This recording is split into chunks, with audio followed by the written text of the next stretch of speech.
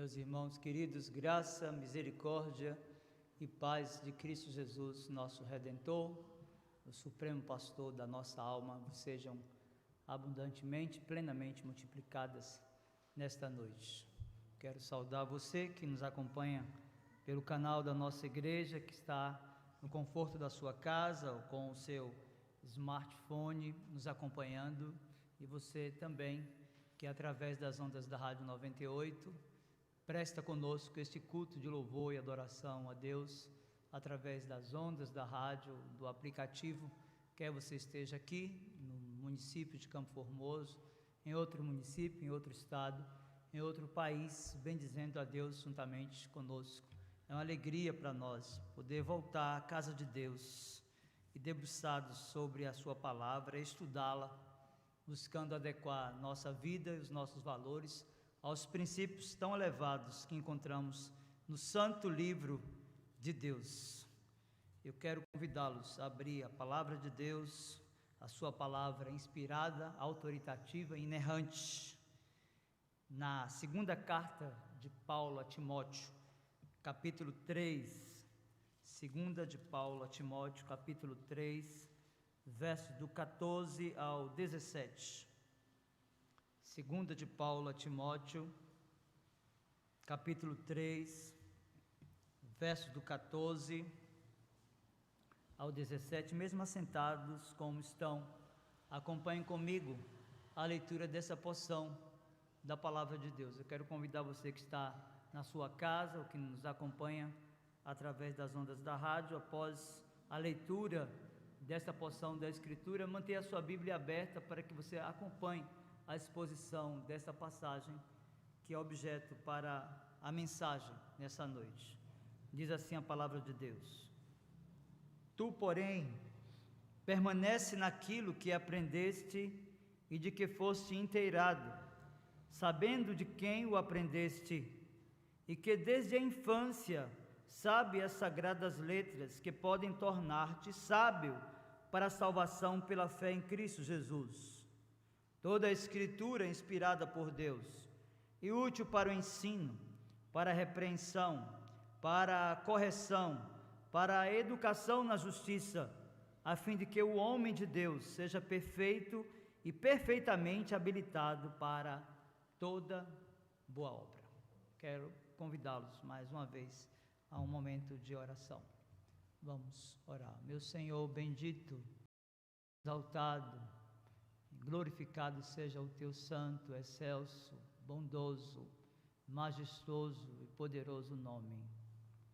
Nós reconhecemos, meu Senhor, a necessidade que temos do maná dos céus, do pão que sacia toda fome, a palavra autoritativa, inspirada, inerrante, infalível, que é mais cortante do que qualquer espada de 2 gumes e apta para discernir os pensamentos e propósitos do coração.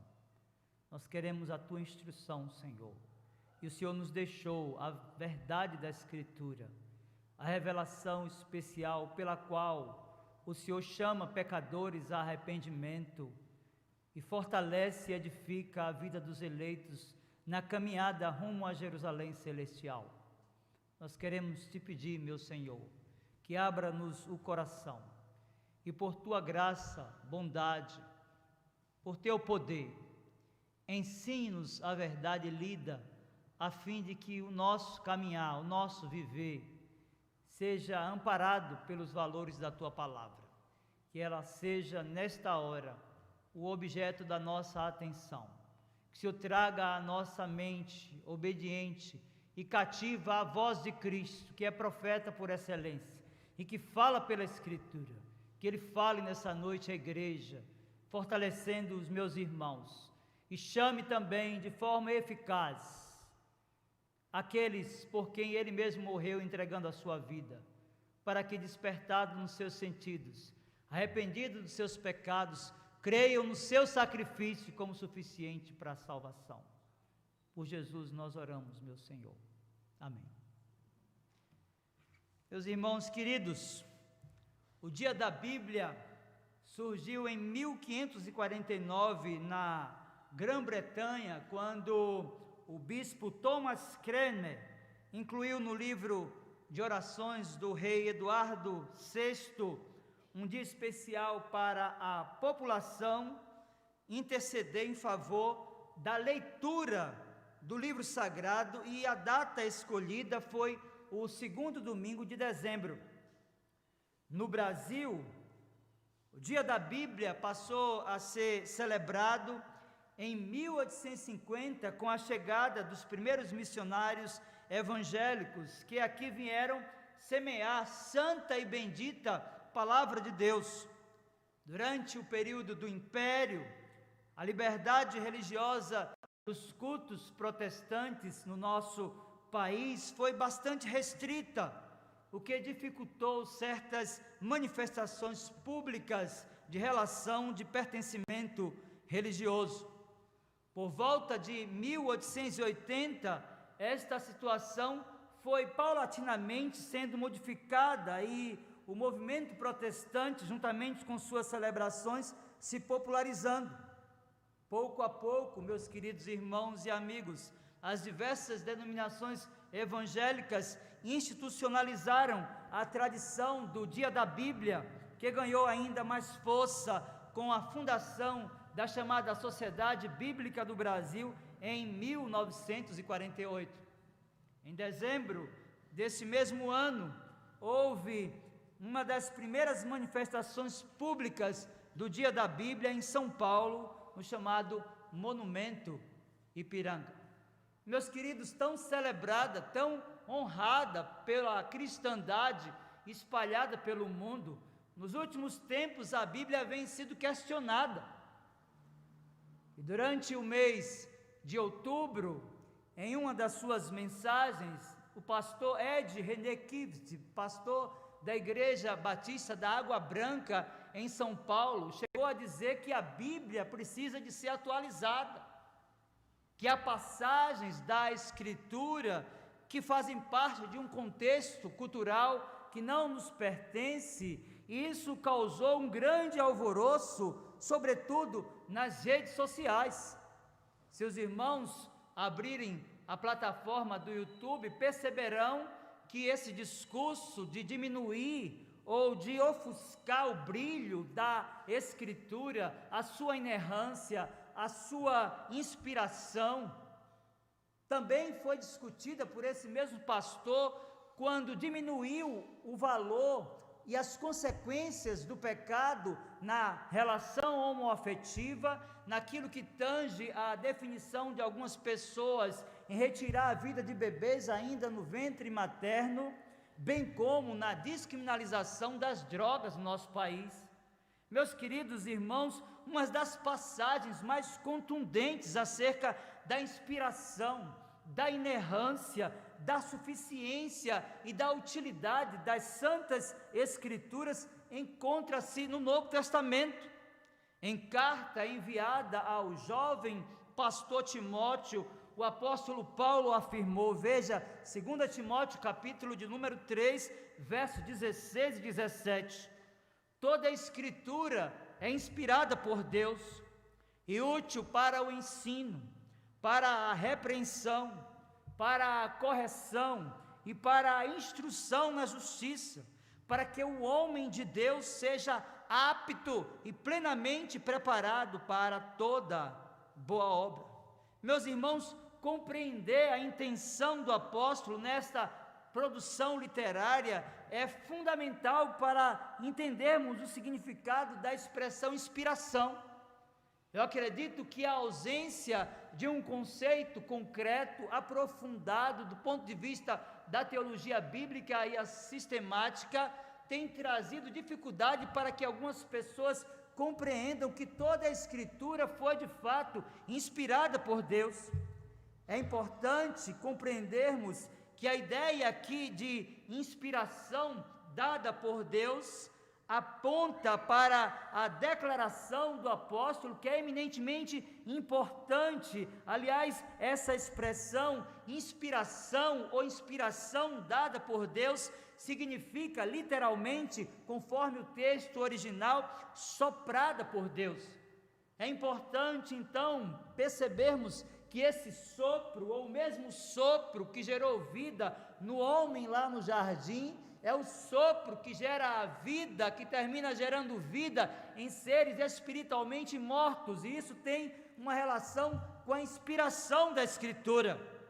A palavra grega theopneustos traz a ideia de soprar e indica que o ensino rabínico dizia que o Espírito Santo pairava sobre e nos profetas e falava através deles mesmos, mas provinha da boca de Deus, e eles falavam e escreviam pela terceira pessoa da Trindade, o Espírito Santo.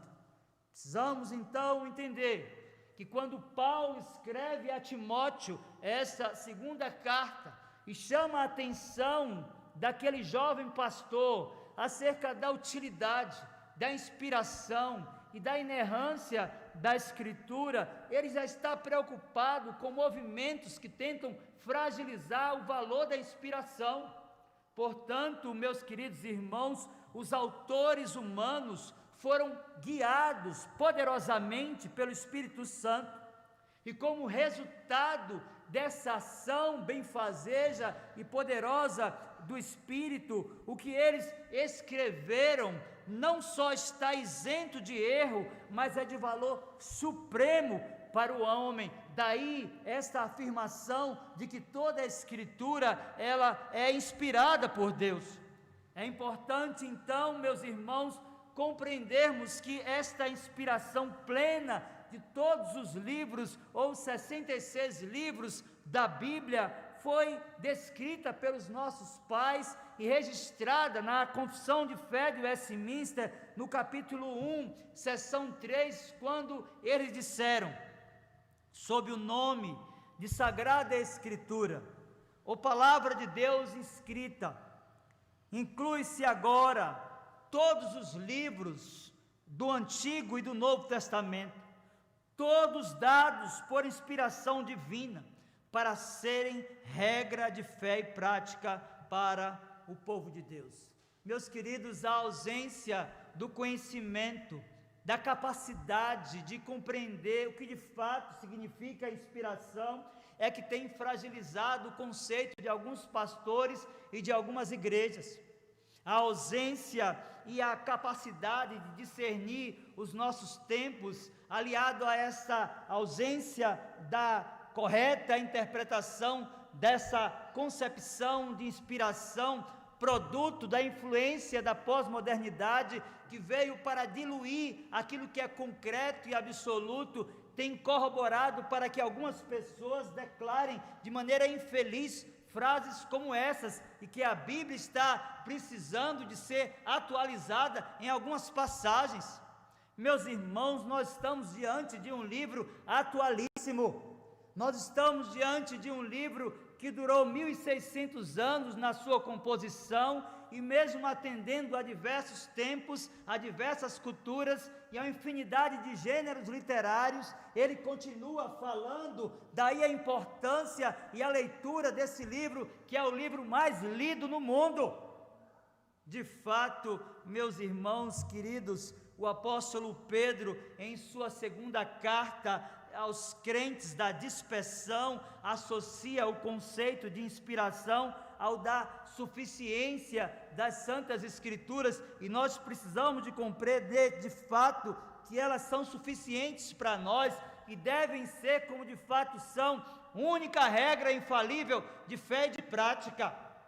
Se você abrir a sua Bíblia na segunda epístola de Pedro, no capítulo 2, a partir do versículo 19 até o versículo 21, você vai compreender que de fato ele escreve àqueles irmãos e associa o conceito de inspiração ao conceito de suficiência, quando afirma assim: tendo assim tanto mais confirmada a palavra profética, e fazeis bem em atendê-la, como a uma candeia que brilha em lugar tenebroso, até que o dia clareie e a estrela da alva nasça em vosso coração, sabendo primeiramente isto, que nenhuma profecia da Escritura provém de particular elucidação, porque nunca, jamais, qualquer profecia foi dada por vontade humana. Entretanto, homens santos falaram da parte de Deus, movidos pelo Espírito Santo. De fato, meus queridos irmãos, essa ideia de que a Bíblia precisa ser atualizada, que há passagens que colidem frontalmente com a nossa cultura, é uma ideia equivocada. O apóstolo Pedro, em sua segunda carta, capítulo 2, vai afirmar que nenhuma parte da Escritura provém de particular elucidação. Ele justifica dizendo, porque nunca, jamais, qualquer profecia foi dada por vontade humana. Ele diz, entretanto, homens santos falaram da parte de Deus, movidos pelo Espírito Santo. Meus queridos, de fato, o santo livro de Deus não precisa de nenhuma atualização. De fato, o santo livro de Deus, ele é atualíssimo e cumpre a agenda dos céus em nossa vida. Ele continua sendo palavra inspirada, ele continua sendo palavra inerrante, ele continua sendo palavra autoritativa, e segundo o autor da carta aos Hebreus, ela é mais cortante do que qualquer espada de 2 gumes, e apta para discernir os pensamentos e propósitos do coração. Se há alguma coisa que precisa ser transformada, se há alguma coisa que precisa ser mudada, é o conceito de alguns homens acerca desse livro. Ele é de fato, como deve ser para a igreja herdeira, sola Escritura, a única regra infalível de fé e de prática, e qualquer doutrina que colida com isso deve ser rejeitada como maldita. Por isso, a doutrina da suficiência das Escrituras ensina que a Bíblia é absolutamente e perfeitamente suficiente. Contudo, essa doutrina também nos ensina que ela não é exaustiva, ou seja, ela contém tudo quanto Deus desejou revelar à humanidade, mas não contém toda a vontade de Deus. Precisamos de compreender, meus queridos irmãos e amigos, que há algumas questões da revelação de Deus que foram omitidas a nós. Nós reconhecemos pela teologia sistemática que há o eterno decreto de Deus, onde Ele registrou todas as coisas até que Cristo volte. Precisamos de lembrar também daquilo que foi registrado na Escritura, quando lá no livro da lei, em Deuteronômio capítulo 29, verso 29, a Escritura nos diz que as coisas reveladas são para nós e para os nossos filhos, mas aquelas encobertas são para o Senhor nosso Deus. Por isso, a doutrina da suficiência das Escrituras ensina que ela é suficiente, porém não é exaustiva. Meus irmãos, a fé reformada afirma que as Escrituras sagradas constituem-se numa regra completa de fé e prática, num manual completo de doutrina, práticas eclesiásticas e vida cristã.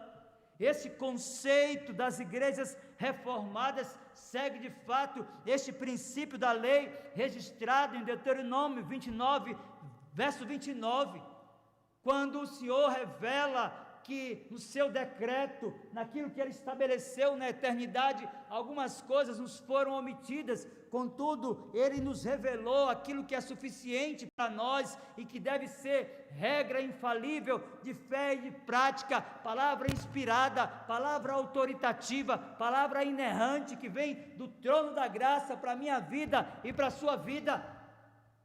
Que ideia é essa? De que a Bíblia, um livro tão atual, que gera vida em seres espiritualmente mortos, precisa de ser atualizado.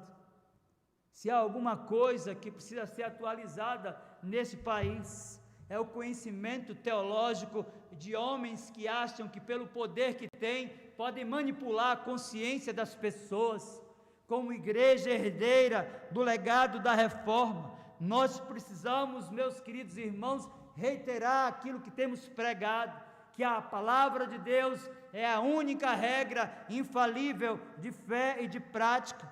De fato, meus irmãos, é perfeitamente óbvio que as Escrituras não contêm todas as informações a respeito, por exemplo, da criação. É perfeitamente óbvio que as Escrituras não contêm todas as informações acerca da natureza, do universo, ou mesmo da própria história. Nas Escrituras, nós não temos as informações de todas as coisas concernentes à vida e ao ministério do Senhor Jesus na terra, e este fato é provado pela própria Bíblia, e João registrou isso no seu Evangelho, capítulo 21, verso 25, quando disse: há, porém, ainda muitas outras coisas que Jesus fez. Se todas elas fossem relatadas, uma por uma, creio, disse João, em que nem no mundo inteiro caberiam os livros que seriam escritos. De fato, meus queridos irmãos, nas Escrituras nós encontramos o registro daquilo que nós precisamos para uma vida de piedade. De fato, meus queridos irmãos, na Escritura nós temos todo um arcabouço de informações do plano da redenção que deve ser pregado para que os pecadores arrependidos busquem refúgio na cruz. De fato, meus queridos irmãos, nelas o homem encontra tudo o que deve saber e tudo o que deve fazer a fim de que venha a ser salvo e viva de modo agradável a Deus e o sirva e o adore. Meus irmãos, de fato, a Escritura nos orienta como nós devemos viver, como nós devemos nos comportar diante de Deus e diante do nosso próximo. E acerca desta doutrina da nossa confessionalidade, nos instrui na confissão de fé também, no capítulo 1, agora na seção de número 6, quando diz: todo o conselho de Deus concernente a todas as coisas necessárias para a glória dele e para a salvação, vida e fé do homem, ou é expressamente declarado na Escritura, ou pode ser lógica e claramente deduzido dela. A Escritura diz a confissão de fé: nada se acrescentará em tempo algum, nem por novas revelações do Espírito, nem por tradição dos homens. Reconhecemos, entretanto, ser necessária a íntima iluminação do Espírito de Deus para a salvadora compreensão das coisas reveladas na palavra, e que há algumas circunstâncias quanto ao culto de Deus e ao governo da igreja comum às ações e sociedades humanas, as quais têm de ser ordenadas pela luz da natureza e pela prudência cristã, segundo as regras gerais da palavra, que sempre devem ser observadas. Então, a confissão de fé de Westminster, no capítulo 1, na 6ª seção, nos orienta que absolutamente nada deve ser acrescentada à revelação especial de Deus, nem por novas revelações do Espírito, nem pelas tradições dos homens. A Bíblia é absolutamente perfeita, ela é absolutamente suficiente, e o apóstolo ainda faz a seguinte afirmação: veja, toda a Escritura é útil para o ensino, para a repreensão, para a correção, para a educação na justiça, a fim de que o homem de Deus seja perfeito e perfeitamente habilitado para toda boa obra. Meus queridos irmãos, Paulo aqui utiliza uma palavrinha grega, ofelimos, que traduzida para a nossa língua, para o português, pode significar benéfica ou proveitosa. Ele destaca aqui alguns benefícios ou utilidade da Escritura. O primeiro benefício ou utilidade da Escritura é a utilidade para o ensino. E o que está implícito aqui é a atividade de comunicar conhecimento acerca da revelação de Deus em Jesus Cristo.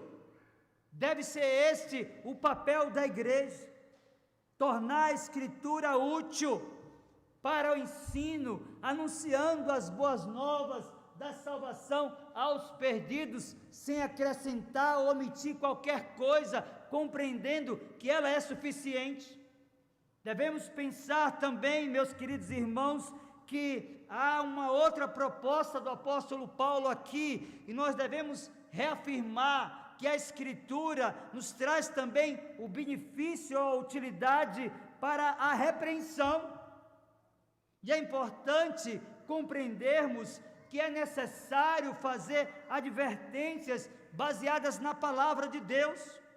Os perigos devem ser realçados, os falsos mestres devem ser expostos, bem como seus ensinos.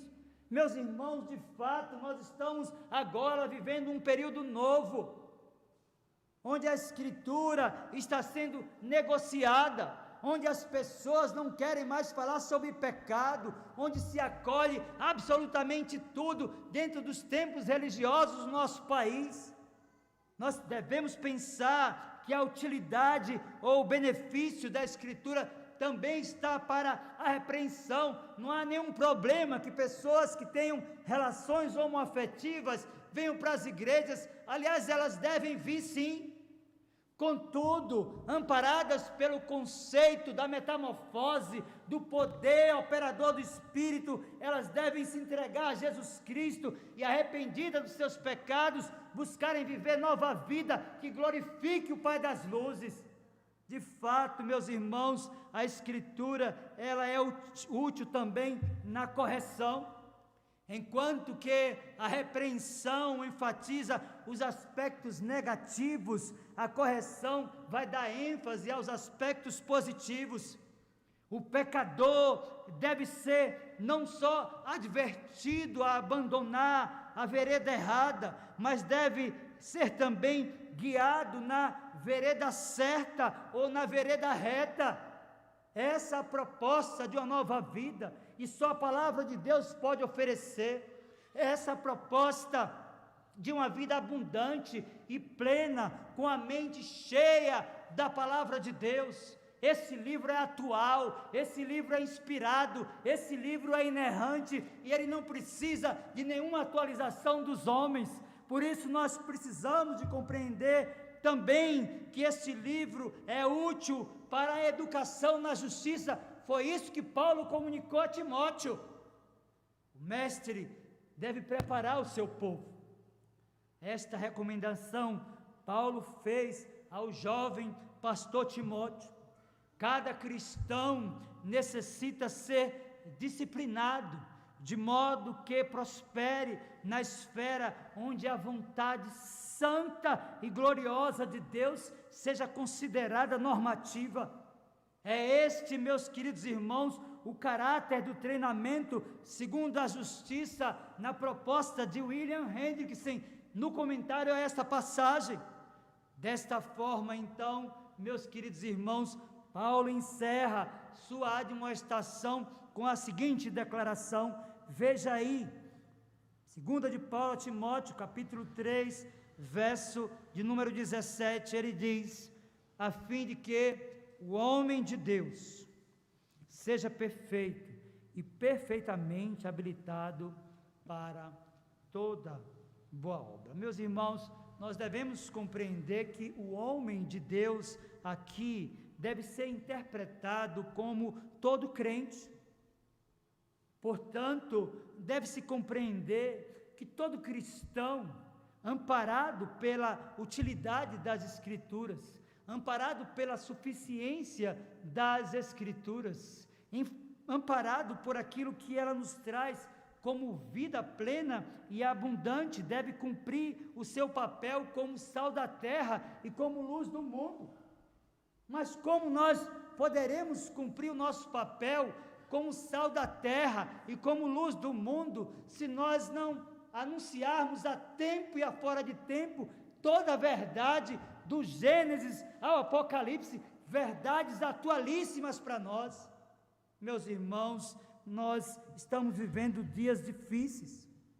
Nesses dias de tantas facilidades de acesso à Bíblia, é lamentável, muito lamentável, destacar o quanto ela tem sido desprezada no nosso país. Muito embora haja tantas traduções da Escritura, muito embora haja tantas facilidades impostas, não somente pela laicidade do nosso país e avanço tecnológico, a nação brasileira jamais imaginou alcançar este número tão alarmante de analfabetos bíblicos funcionais. São muitas pessoas sentadas em templos religiosos, em igrejas evangélicas, carregando uma Bíblia debaixo do braço e sendo enganada por homens que estão dizendo que esse livro precisa de ser atualizado. Meus irmãos, é possível que esse fenômeno seja o produto do abandono de alguns princípios fundamentais da Escritura. É possível que este fenômeno seja já a influência do pensamento pós-moderno, cujo verdade é definido como tudo aquilo que me traz felicidade. Meus irmãos, é possível que esse fenômeno seja o produto da superficialidade, da subjetividade e da ignorância de muitas pessoas que têm ocupado púlpitos em muitas igrejas evangélicas nesses dias.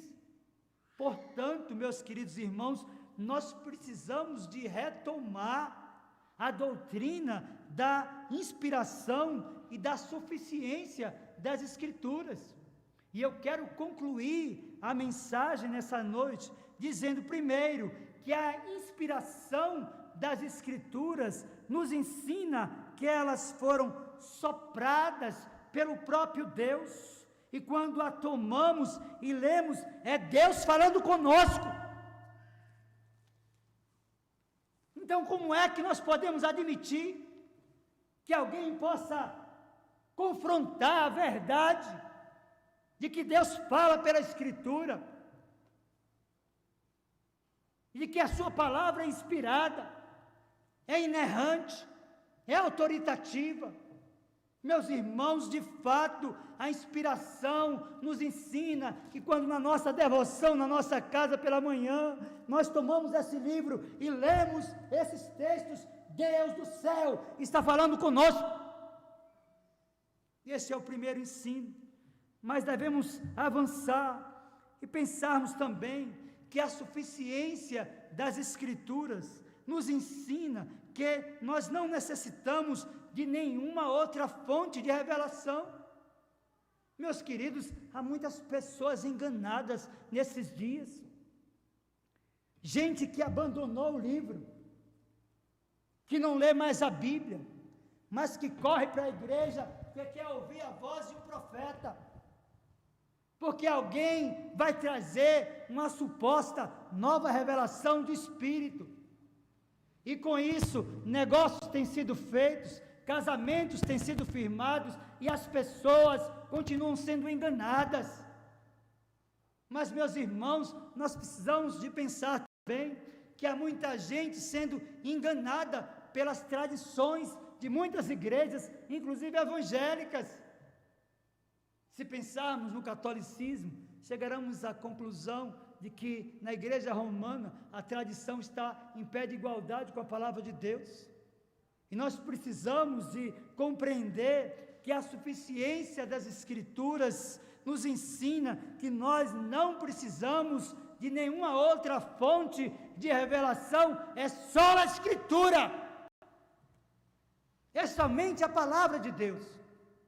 Mas em terceiro lugar, a utilidade das Escrituras, meus queridos irmãos, nos orienta que mesmo em se tratando de um livro antigo, ele continua sendo atual e fonte inesgotável para as decisões mais sábias para as nossas vidas. Então eu quero dizer para você nessa noite, tenha cuidado com as igrejas e com os pastores que têm tratado a Bíblia como um livro ultrapassado. Portanto, eu quero dizer para você nessa noite, tenha cuidado com as igrejas e pastores que não compreendem que esse livro deve ser para a igreja a única regra de fé e de prática para o povo de Deus. Tenha cuidado para que você não seja enganado por eles. Tenha cuidado para que você não caia no engodo de Satanás. Talvez pensando que de fato esses textos são muito antigos, que de fato esse negócio de que a gente vai ficar proibindo ou pregando contra o pecado do homossexualismo, pregando contra o pecado da ignorância, pregando contra o pecado daqueles que querem distorcer as verdades da Escritura, é coisa de gente antiga. Meus irmãos, nós precisamos de retomar o princípio de que a Escritura deve ser, para nós enquanto crentes, a única regra infalível de fé e de prática. Então, se alguém se levantar trazendo um outro ensino, seja maldito e amaldiçoado por Deus, que Ele, pois, aplique a sua palavra ao nosso coração. Vamos ficar de pé e vamos orar.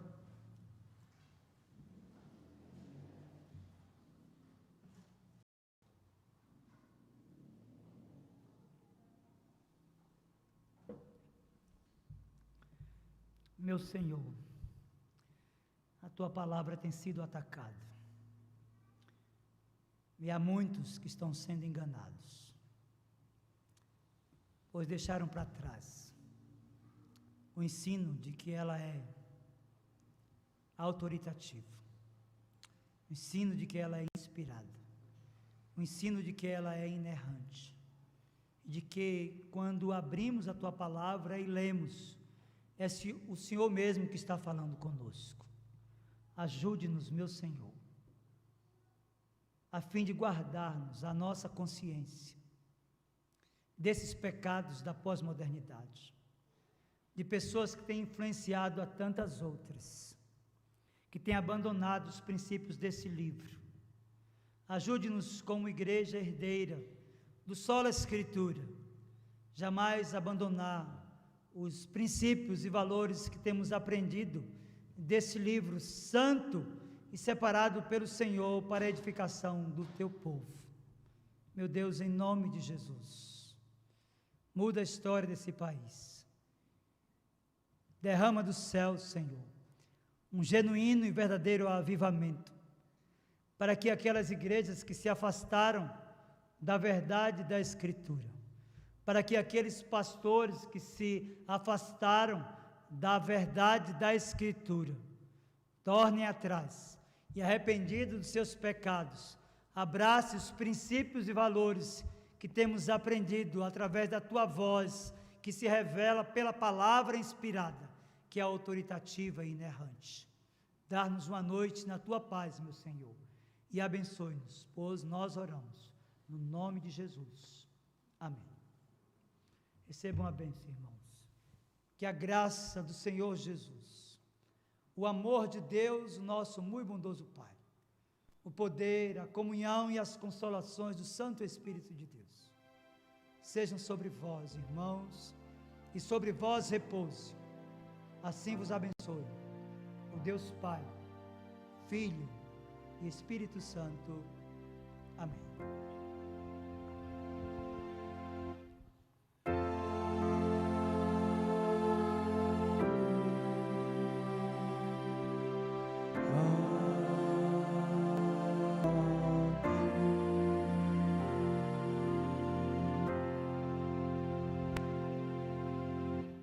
Podem sentar, meus irmãos. Nós queremos agradecer a você que ficou conosco até este momento na Rádio 98 FM. Nós encerramos agora a transmissão ao tempo que pedimos a Deus a sua bênção sobre a sua vida e sobre a sua família. Deus o abençoe ricamente e poderosamente, em nome de Jesus. Muito bem. nós temos alguns avisos importantes para a igreja. Eu não sei como é que foi a eleição em Zene. Teve quórum para a eleição da SAF? Foi?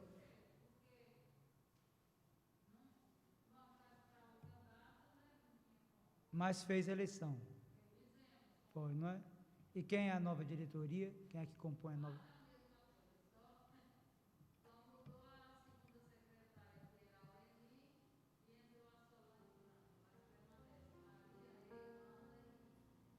Muito bem. Vamos orar para que o trabalho do próximo ano seja um trabalho abençoado, que a gente possa voltar às nossas atividades. Está todo mundo na expectativa, né? Eu creio que Deus, ao seu tempo, por sua graça e bondade, vai revelar as soluções que precisamos para voltar. É uma coisa estranha, né? Parece que a gente não está vivendo isso, mas a gente está vivendo sim. E a gente só pode recorrer aos céus, à sala do comando, da graça e do poder de Deus. Então, ao seu tempo, Ele vai agir. Enquanto Ele não faz, a gente atende aos protocolos e se preserva, para preservar também a vida do outro. Eu quero pedir à igreja oração por Aristarco, que está internado. Eu falei há pouco com o Arthur César. Ele está melhor, a saturação melhorou, ele está mais lúcido, mas está internado lá no apartamento 5 do Hospital São Francisco, não é? Então vamos orar para que Aristarco possa voltar à sua casa com a sua saúde restabelecida, tá bom? Não sei se tem mais algum aviso, acho que não, né? Então, como pela manhã, vamos evitar os cumprimentos, não é? Estarmos próximos uns dos outros, lembrando, sobretudo, daqueles que fazem parte do grupo de risco, não é? E uma semana abençoada na paz do nosso Senhor Jesus Cristo.